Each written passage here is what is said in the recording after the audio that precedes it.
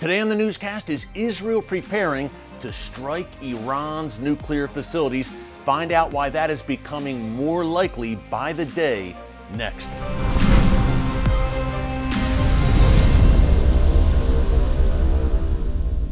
Hey folks, Erick Stakelbeck here. Welcome to the Watchman Newscast. We've been telling you here over the past 2 weeks that the disastrous U.S. withdrawal from Afghanistan, which is still ongoing, has been an absolute game changer for the United States around the world in all the wrong ways. America's enemies have been empowered and emboldened because of this chaotic U.S. retreat from Afghanistan. On yesterday's newscast, you can check it out here in our archives, we talked about an upcoming naval drill that was just announced by Iran, China, and Russia, a joint naval drill, three of America's greatest adversaries coming together in the Persian Gulf in the coming months. The timing of that announcement by Iran and Russia that they're joining with China was clearly no coincidence, as the U.S. is in the throes of this debacle in Afghanistan right now. By the way, President Biden announced yesterday that he is sticking to that August 31st withdrawal date, which means that there is a very good chance, God forbid, that some U.S. citizens and certainly Afghans who worked with the U.S. over the past 20 years will be left behind in Afghanistan beyond that August 31st deadline. Folks, a nightmare scenario there. Stay tuned. We only have 6 days left now until August 31st. Another thing to mention is billions upon billions of dollars of military, U.S. military hardware, advanced military hardware and equipment and weapons have fallen into the hands of the Taliban. They are in possession of that right now. That's just one of many very nasty results from this U.S. withdrawal and the way it's been handled by the Biden administration. I mentioned the empowering of the enemies of America and the West and Israel by extension, none more so than the Iranian regime. We have, of course, China looking at Taiwan now, Russia looking at Ukraine and the Baltics, and of course, the Iranian regime and its proxies, Hezbollah, Hamas, and the rest in the region eyeing Israel and saying, hey, the leader of the free world, the United States, is MIA right now. The word I shared yesterday was accelerate, and we could see these rogue regimes accelerate their plans now that the United States has taken such a dent and such a hard fall on the world stage. Along those lines, we have to talk about Iran's nuclear weapons program, and very important comments today made by Israel's Defense Minister Benny Gantz.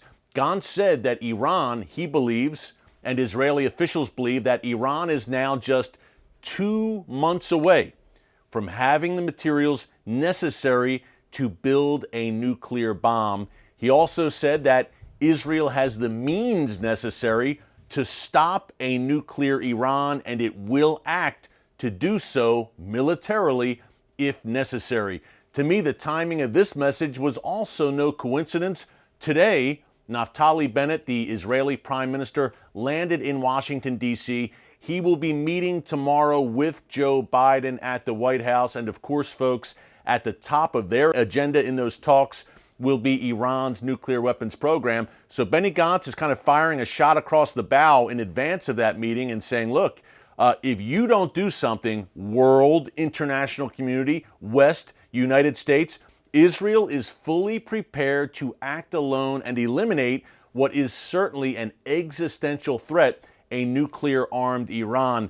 Gantz and Bennett, the Chief of Staff of the Israel Defense Forces, Aviv Kohavi, they have been delivering a similar message over the past few months. Of course, prior to that, the former Prime Minister, Benjamin Netanyahu, was very forthright and very vocal about the threat of a nuclear Iran and that Israel would do whatever it takes, key phrase there, whatever it takes to stop this existential threat that is gathering. We know that Iran is enriching uranium at very high rates right now. And I think a key factor here in advance to this Biden-Bennett meeting, and in terms of the nuclear deal, which Biden so desperately wants to re-enter, being out the window potentially now, is that new Iranian government. That's one of two reasons I believe that this Iran nuclear deal, which again, from the moment he took office, Joe Biden has been hell-bent on re-entering the U.S. into that disastrous deal that President Trump thankfully pulled America out of in May 2018. Two reasons I believe that deal could be DOA now, and Bennett certainly is going to make this case tomorrow in his meeting with Biden. Number one, the theme of what we've been mentioning today, Biden, and I'm sad to say the U.S. by extension, because he and his cabinet are leading this country right now, leading, quote unquote, if you can call this leadership. Biden is weakened and enfeebled in the eyes of the world. He pretty much right now has zero leverage with the Iranian regime. He could have leverage if he would exercise it, but he will not. The Iranians believe they have the leverage now. They believe the U.S., on the heels of the Afghanistan debacle, will be even more desperate to strike a deal with Iran to appease the Iranian regime. So the Iranians feel like they're in a very good negotiating spot right now because of the weakness of this administration, which is on display right now in the eyes of the world. That's number one. Number two, the second reason, the Iran nuclear deal, which looked, and hey, we've talked about it here in the newscast over the past several months, a revived Iran nuclear deal looked very likely. And then we have Afghanistan, of course, unfolding right now, the disaster there. But in mid-June, Ibrahim Raisi, this cannot be underestimated, became president, was elected, quote unquote, in an election that was anything but free and fair. He became Iran's new president, and that to me was a massive game changer in terms of this Iran nuclear deal that American negotiators and the Europeans are working feverishly to reboot.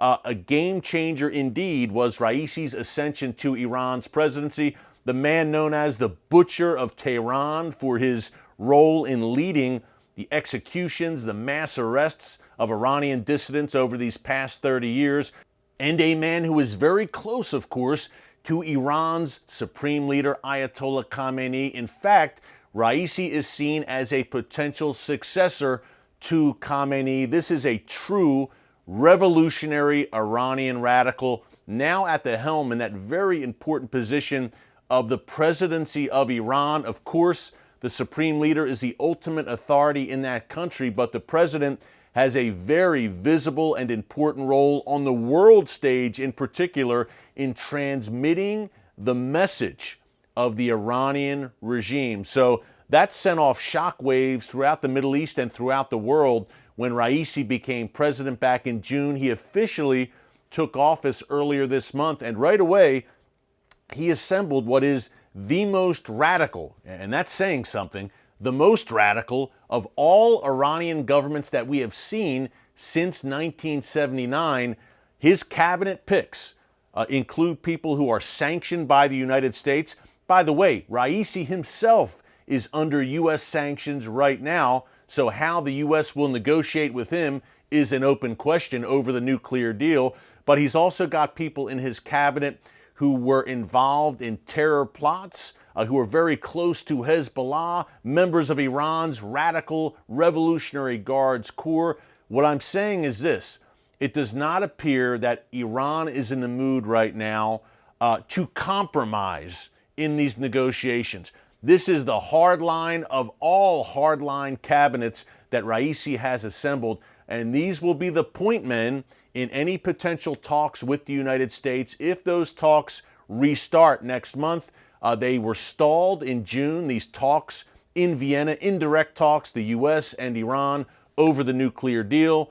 Now Raisi is in office. There's some chatter that the talks will start back up again in September. Folks, if they do, you can expect Iran to take a very hard line at the negotiating table. Number one, because they are hardliners ideologically, Raisi's cabinet, as I mentioned. And secondly, again, they're laughing right now at the United States. As a proud American, that breaks my heart to even say that, but it's true. Our leadership is being laughed at right now by our enemies and scoffed at by our allies in Europe and elsewhere, who are saying no longer can we rely on the United States to have our back and to be alongside us as we face the threats that are gathering around the world. That seems to be the state of play right now, given the situation in Afghanistan.